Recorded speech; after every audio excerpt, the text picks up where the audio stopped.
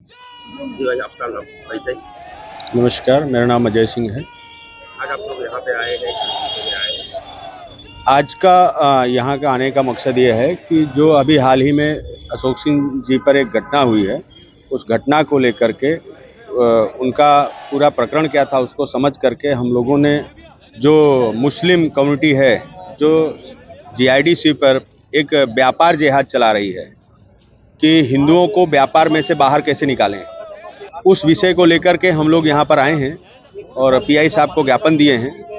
क्योंकि जो व्यक्ति अभी हाल ही में जिस पे हमला किया गया है वो आईसीयू में है, घायल है, दोनों पैर जो है उसके इंजर्ड हैं, सर पे लगा हुआ है और वो अभी लगातार धमकी दे रहे हैं कि अगर इस व्यापार पे दोबारा आए तो तुमको ख़त्म कर देंगे। ऐसी घटना को लेकर के हम लोगों ने पीआई साहब के संज्ञान को रखा है आवेदन देने का कि भविष्य में ऐसे लोग जो है व्यापार के लिए, हिंदू समाज के लिए, हिंदुओं के लिए घातक हैं। और ये अब जैसे लब जिहाद और वो प्रकरण चल रहा है, इसी तरह एक व्यापार जिहाद है कि कैसे इनको हटाया जाए धमकी पूर्वक, बलपूर्वक।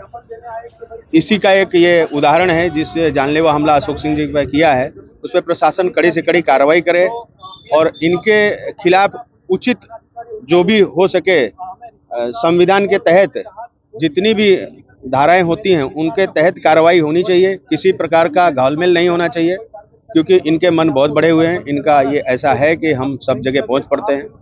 तो हिंदू समाज एक है और इसको आज नहीं अगर रोकेंगे हिंदू समाज तो आगे चल करके ये हमारे लिए बहुत घातक हो गए।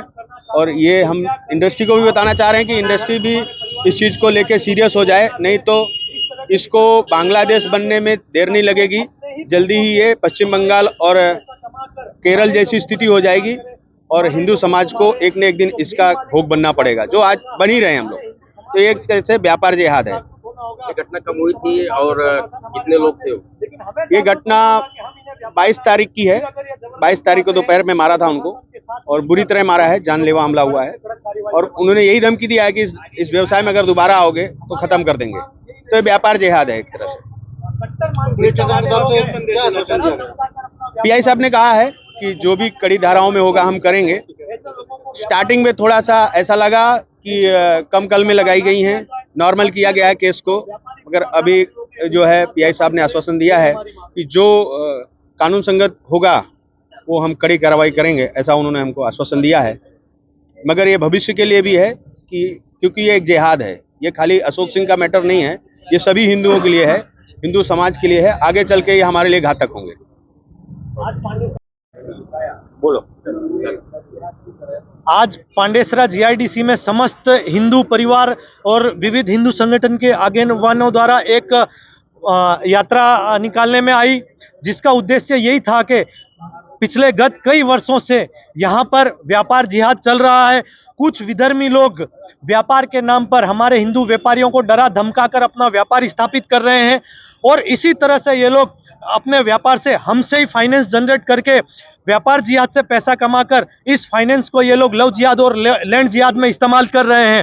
तो इसी संदर्भ में आज हमने मोर्चा निकालकर पांडेसरा पुलिस स्टेशन आए और यहाँ के पुलिस इंस्पेक्टर पीआई श्री को भी हमने इस संदर्भ में ज्ञापन दिया है कि जो जमीन पर क्या चल रहा है उनके कान में ये बात डाली है। तो पुलिस स्टेशन से बहुत ही पॉजिटिव रिस्पांस हमको मिला है।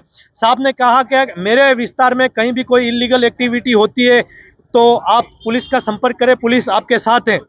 और मैं मीडिया के माध्यम से सारे व्यापारी, मिल मालिक और मध्यम वर्गीय मालिकों से आह्वान करता हूं कि कृपया करके इन विधर्मियों के साथ व्यापार ना करें, हमारे हिंदू भाइयों को रोजगार दें।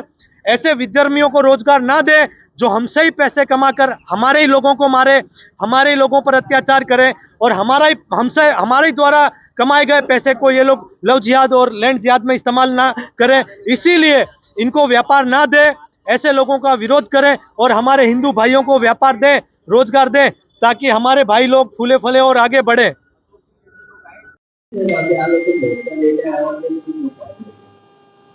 3 દિવસ પહેલા પાંડેસરા વિસ્તારમાં એક બનાવ બનેલો હતો, જેમાં જે મિલની અંદર જે કોલસો વપરાય છે, કોલસાની જે રાખ આવે છે, રાખોડી કહેવામાં આવે છે, એ રાખોડીનો ધંધા લગત બંને વેપારીઓની માથાકૂટ હતી।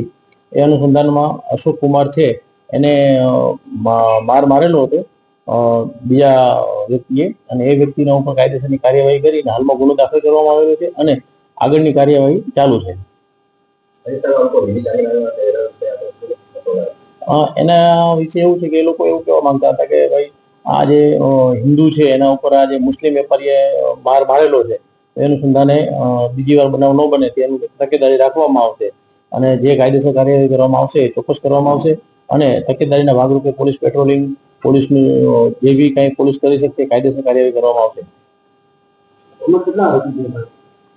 ફરિયાદમાં એક છે અને તપાસમાં જો બીજા નીકળશે એ પ્રમાણે આગળ તપાસ ચાલુ છે.